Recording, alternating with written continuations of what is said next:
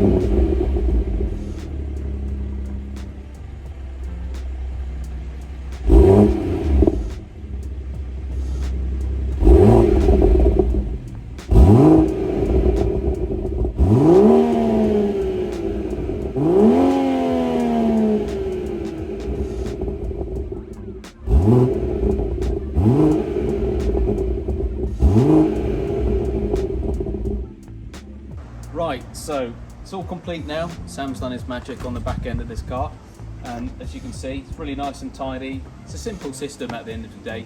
It's not a great deal that needs to be replaced. It's a rear slip, is what it's called anyway.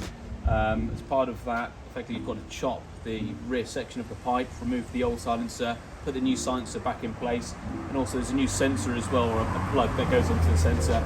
And yeah, went very smoothly. These are the M Performance tips. These can come with a carbon variant, but the customer decided he actually wanted to go for chrome with these. So really finishes the back end off. Sounds fantastic as well. So nice sounding kit, and doesn't break the bank as well. So yeah, fantastic car, and hope the customer enjoys it.